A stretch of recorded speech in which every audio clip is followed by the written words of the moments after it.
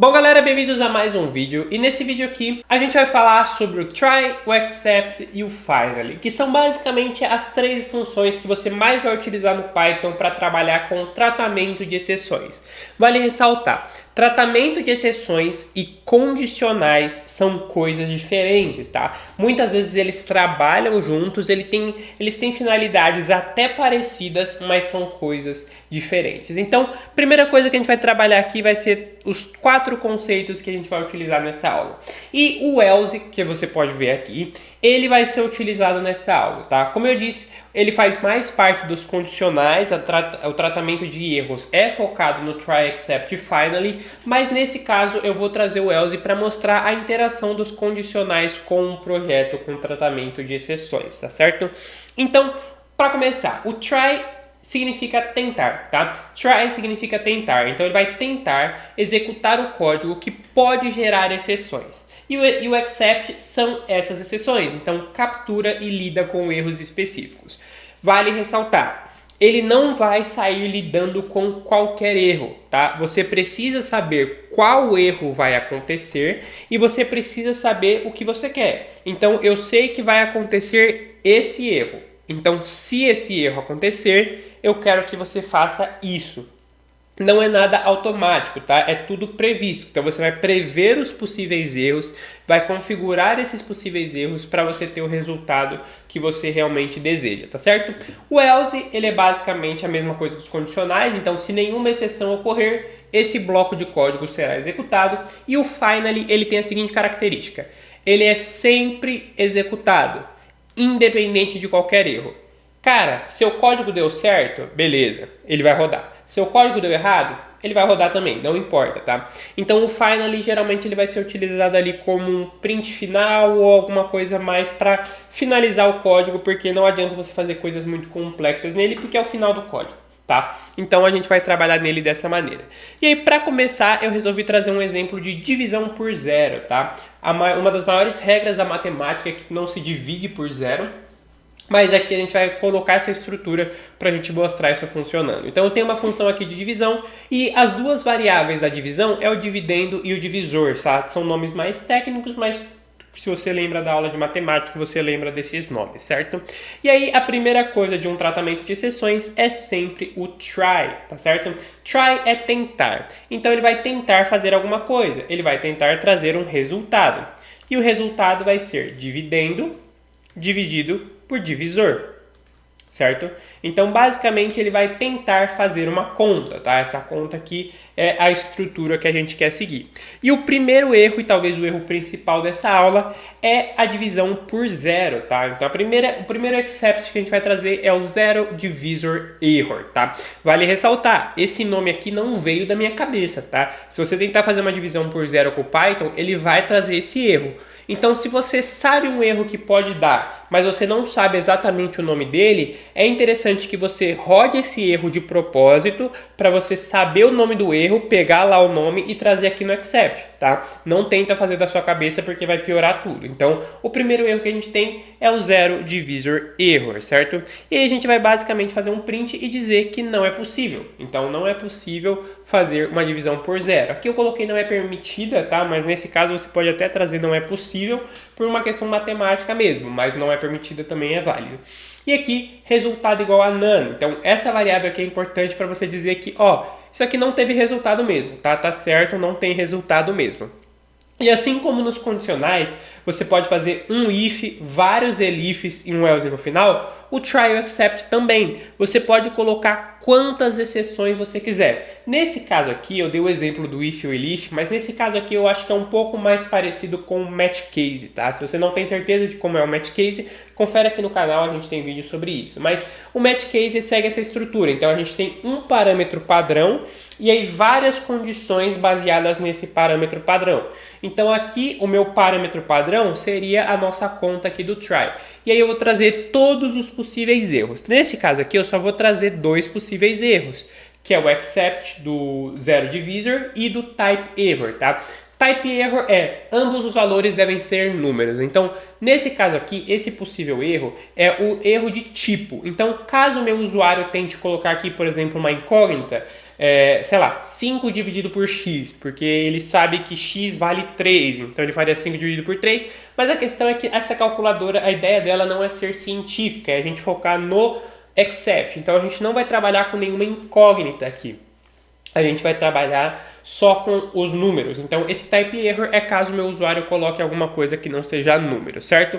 Após isso, a gente vai vir para o nosso else. Então, o else vai ser o que vai, de fato, trazer o resultado para a gente. Ele não vai fazer a conta, tá? Quem vai fazer a conta é o try, mas o else ele vai trazer a resposta caso dê tudo certo. O resultado da divisão é, e aqui ele traz o resultado. O else, se você olhar a definição dele aqui em cima, é isso. Se nenhuma exceção ocorrer, esse bloco será executado. Então aqui eu tenho dois tipos de exceção. Não ocorreu nenhuma dessas exceções. Então beleza, então roda o else. Então necessariamente o else ele vem depois de todas as exceções. Léo, coloquei 35 exceções. Beleza, o else vai no final dela. Porque se nenhuma dessas exceções ocorrer, então o else ele vai ser rodado, certo?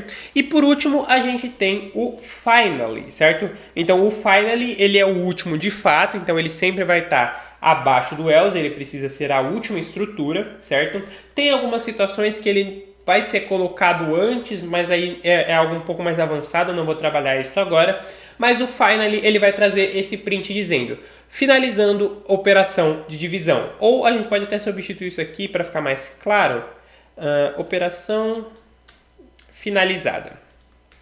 Então, recapitulando, finally ele vai rodar, tá? Deu certo, deu errado, ele não quer saber, ele vai rodar. E aí a gente pode trazer aqui os exemplos, tá? Eu vou trazer os mesmos nomes de variáveis, tá? Para não ficar confuso, então vou trazer aqui o dividendo, vou trazer um input e vou dizer qual é o dividendo, certo? Vou perguntar aqui, vou trazer aqui embaixo o divisor também, então vou trazer o input aqui embaixo, divisor, input, e vou perguntar qual é o divisor. Acabei trazendo o input duas vezes aqui, né?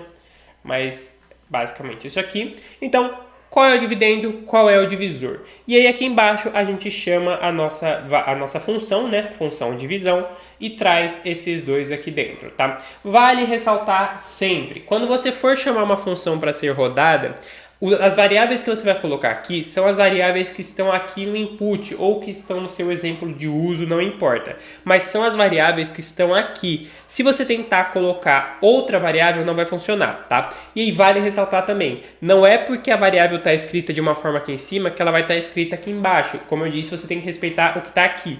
Então, se eu substituir essa variável por x, por exemplo, ela vai dar erro aqui embaixo, mas ela não vai dar erro aqui em cima, porque elas não estão se comunicando. As únicas que estão se comunicando é esse input aqui em cima com a função aqui embaixo. De praxe, é normal que você coloque o nome das variáveis todos iguais para ficar mais fácil de compreender para você, para outra pessoa que estiver lendo o seu código, porque aí a pessoa tem uma noção clara do que está acontecendo e não tem que ficar adivinhando o nome de variável, tá certo? Então, feito tudo isso, a gente pode rodar esse código. Vou trazer aqui o Python try.py. Eu vou fazer uma pequena alteração aqui para a gente mostrar isso acontecendo, tá? Então eu vou trazer cada função aqui escrita, certo? Então, operação finalizada, e aí aqui dentro eu vou trazer o finally, para quando aparecer no nosso print, você saber qual é a função que a gente está falando. Então, depois de resultado, eu vou trazer o else, aqui eu vou trazer o type error,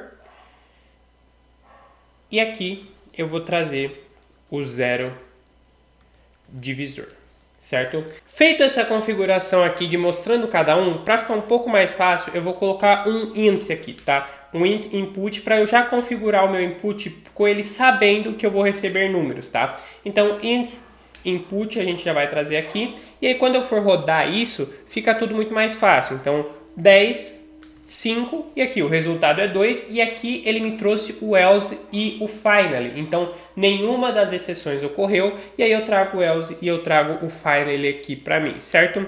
Caso eu traga o erro da divisão por zero, por exemplo, eu vou trazer aqui 10 dividido por zero.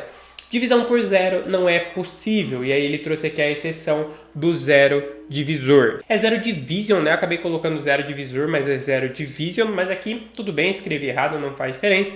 E você pode também testar a outra opção, tá? A outra opção, eu vou quebrar aqui o código rapidinho, porque a gente vai testar esse type error aqui para trazer ambos os valores devem ser números. Mas aí, uma coisa que é importante, tá? Nessa questão. Se a gente for rodar isso aqui, simplesmente trazer um 10 dividido por x, ele não vai dar o type error, tá? Ele vai dar esse outro erro porque a gente colocou um índice no nosso input aqui embaixo. Então, ele não vai rodar por causa desse erro do input. Se você quiser prever o erro do índice input, tudo bem, você pode, mas no caso aqui a gente vai tirar ele para mostrar só esse outro erro rodando, e aí você pode utilizar esse erro do int input como se fosse uma lição para você treinar esse projeto aqui.